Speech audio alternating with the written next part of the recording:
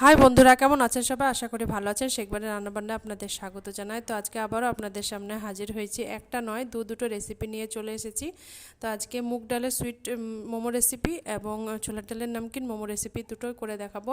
তো কীভাবে রেসিপিটা করব সেটা দেখার জন্য ভিডিওটি প্রথম থেকে শেষ পর্যন্ত দেখতে থাকুন। আর ভালো লাগলে চ্যানেলটিকে সাবস্ক্রাইব করে বেল আইকনটি প্রেস করে রাখুন, যাতে নিত্য নতুন ভিডিওর আপলোড সবার আগে আপনাদের কাছে পৌঁছে যায়। আর অবশ্যই আমার রান্নাটিকে বেশি বেশি করে শেয়ার করবেন। তো চলুন রেসিপিটি শুরু করি। তো এখানে ওভেনের মধ্যে একটা কড়াই বসিয়ে দিয়েছি, আর কড়াই গরম হয়ে গেছে। প্রথমে আমি মুগ ডালটাকে বানিয়ে নেব। তো মুগ ডালের পুর বানানোর জন্য মুগ ডালটাকে ধুয়ে কড়াইয়ের মধ্যে দিয়ে দিলাম, আর একটু ড্রাই রোস্ট করে নিচ্ছি 1 থেকে 1.5 মিনিট সময় নিয়ে। তারপর এখানে দিয়ে দিয়েছি পরিমাণ মতন জল, আর মুগ ডালটাকে জল দেওয়ার পরে ভালো মতো সেদ্ধ করে নেব। সামান্য একটু লবণ দিলাম।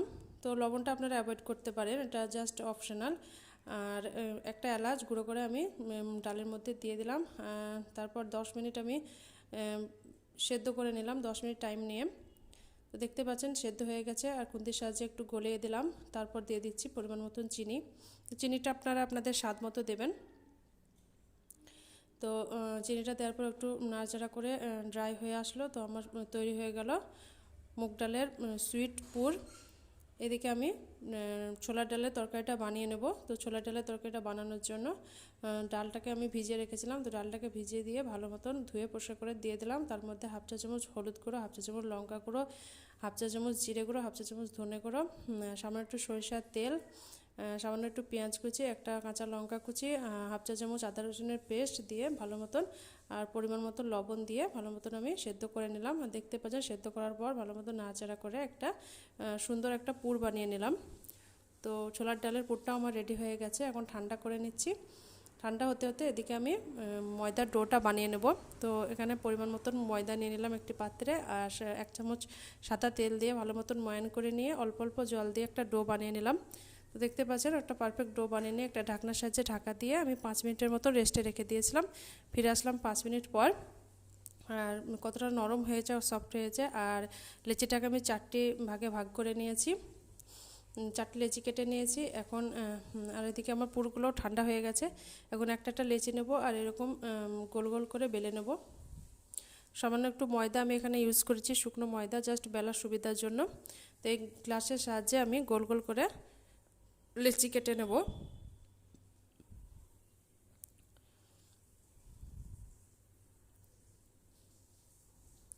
তো প্রথমে আমি মুগ ডালের সুইট পুরটা দিয়ে দিচ্ছি। সুইট মোমো বানিয়ে নেব। তো সুইট পুরটা দেওয়ার পরে এভাবে আমি মুখগুলোকে বন্ধ করে দিচ্ছি। তো আপনারা চাইলে অন্যরকম ডিজাইনও করতে পারেন। তো আমার এরকম সুবিধা মনে হয়েছিল, তাই এভাবে সব মোমোগুলোই আমি বানিয়ে নিয়েছি। একটা আমার তৈরি করা হয়ে গেল, আবারও একটা আপনাদের সুবিধার জন্য দেখিয়ে দিচ্ছি।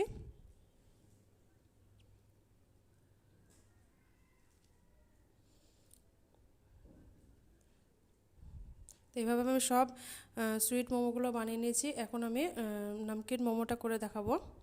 তো ছোলার ডালের পুর আমি একটু একটু করে এর মধ্যে দিয়ে দেব।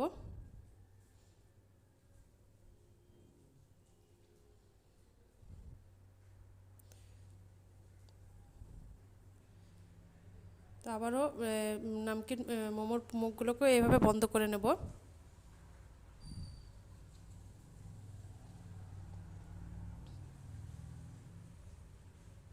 তো এইভাবে আমি সব মোমোগুলোকে বানিয়ে নিয়েছি। এদিকে এটা সুইট মোমো বানিয়ে নিয়েছি, আর এদিকে নামকিন মোমো, দুটো আমার তৈরি করা হয়ে গেছে। এখন স্টিম করে নেব।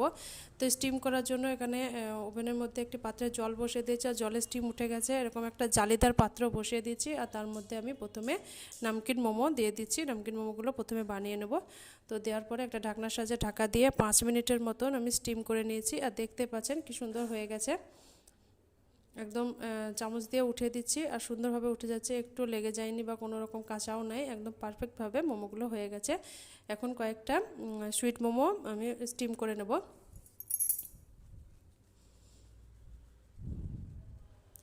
তো এভাবে সব সুইট মোমোগুলোকেও দিয়ে দিলাম। এখন একটা ঢাকনার সাহায্যে ঢাকা দিয়ে 5 মিনিট আমি স্টিম করে নেব।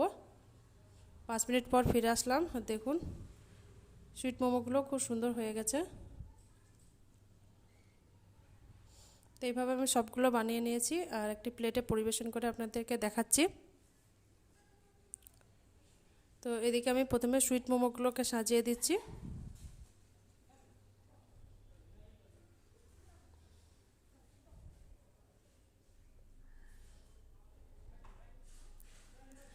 আর এদিকে আমি দিচ্ছি নামকিন মোমোগুলো। তো এইভাবে আপনারা বাড়িতে অবশ্যই ট্রাই করে দেখতে পারেন। বাড়ি ছোট থেকে বড় বাচ্চারাও কিন্তু খুব খুশি হয়ে যাবে এভাবে যদি আপনারা বাড়িতে তৈরি করে দেন। দোকানে যেয়ে কিনে খাওয়ার প্রয়োজনই পড়বে না। তো ডালের মোমো এভাবে আপনারা বাড়িতে ট্রাই করে অবশ্যই দেখবেন, আশা করছি আপনাদের ভালো লাগবে। তো একটা সুইট মোমো আমি আপনাদেরকে ভেঙে দেখিয়ে দিচ্ছি, দেখুন কি সুন্দর হয়েছে ভিতরটাও। আর একটা নামকিন মোমো আমি আপনাদেরকে ভেঙে দেখিয়ে দিচ্ছি। এই যে ডালের মোমোটা দেখুন কত সুন্দর হয়েছে। তো এভাবে আপনারা সসের সাথে পরিবেশন করতে পারেন। কেমন লাগলো আমার রেসিপি অবশ্যই কমেন্ট করে জানাবেন, সাথে চ্যানেলটিকে সাবস্ক্রাইব করে বেল আইকনটি প্রেস করে রাখবেন, আর রান্নাটিকে বেশি বেশি করে শেয়ার করবেন। সবাই ভালো থাকবেন, সুস্থ থাকবেন।